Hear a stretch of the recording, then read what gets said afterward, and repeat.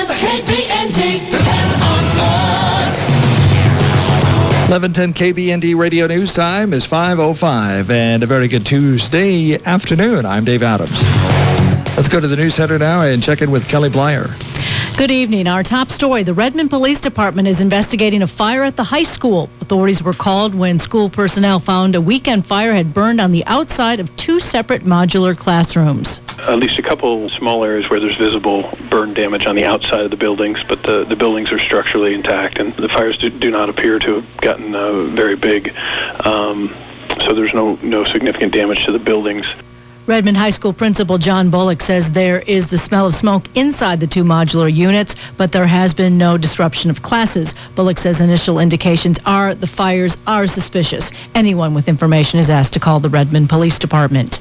Business continues for ODOT after a $500,000 fire destroys the Bend Tech Center. The single-story gray building on Obie Riley Road housed computers and blueprints for proposed construction projects. Those plans went up in smoke yesterday. ODOT's Peter Murphy says the first step is setting up a new tech center. Well, the conference room is coming to life as the new tech center. I'm surrounded by about 15 to 20 people who are putting computers and terminals and monitors and keyboards and power together so that we can get up and running once again.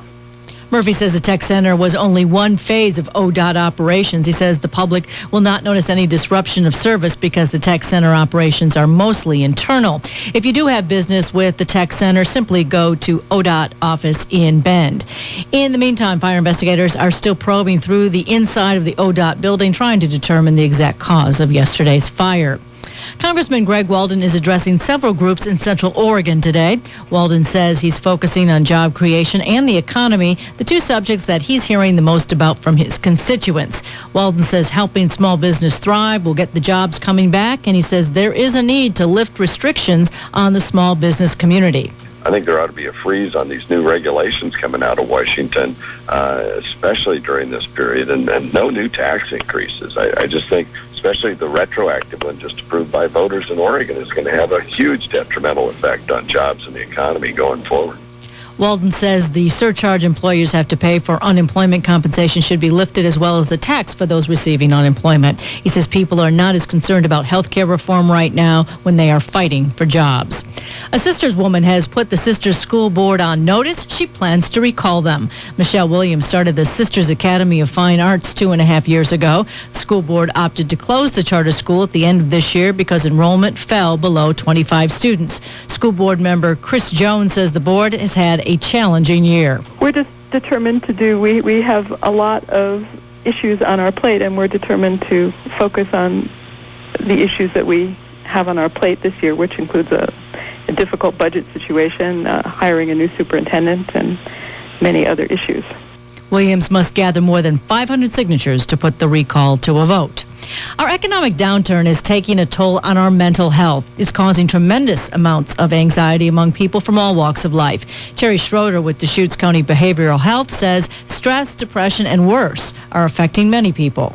I mean, that's the biggest issue that these folks are dealing with is constant worry and anxiety and wondering what they're going to do next. And there are some techniques that we can teach people on how to decrease that worry, decrease that anxiety, not allow their emotions to get so out of control, so to speak. Those people with the best support systems and coping mechanisms are best able to weather the bad times. The Tweaksters are coming. The Tweaksters, a cross between the Peking Acrobats and Cirque du Soleil, are performing at the Tower Theater this Sunday. Julia Snyder is one of the two members of the Tweaksters. Well, if you look up in the dictionary, the word means slightly adjust or modify. And so it really is the underlying theme of our show, that we'll take props or household items that you may see, and then we play with them and slightly adjust things so that they're presented in novel and outrageously fun ways. Snyder says there will also be a rare public workout at the Bend Boys and Girls Club this Thursday at 4:30 for kids and teens to watch and learn some of the juggling and acrobatics from the Tweaksters. The internationally recognized duo will perform at the Tower Theater on Sunday. For more details on these stories, you can go to yournews.com. I'm Kelly Blyer, 1110 KBND Radio News.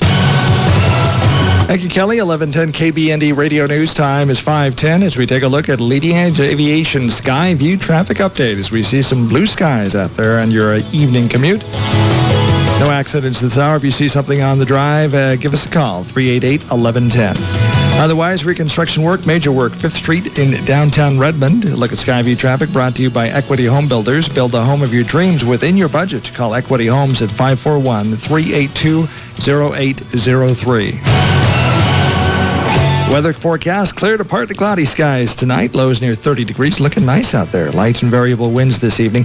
More sunshine tomorrow, and then sunny skies Thursday. More sun than clouds on Friday, and a mix of rain and snow showers. In time for your weekend, Saturday, Sunday. Highs then should be in the mid-40s, lows upper 20s. Rather warm out there right now. 52 in Bend, 53 in Redmond.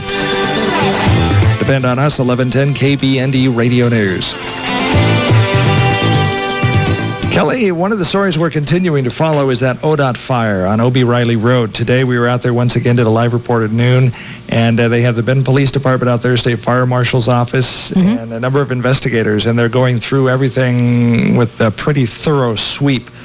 And still no cause yet? Still no cause yet. They're saying that because of some of the techniques that we were observing them using, we asked why they were being so thorough in the investigation, and they were saying that they simply don't want to rule anything out at this point.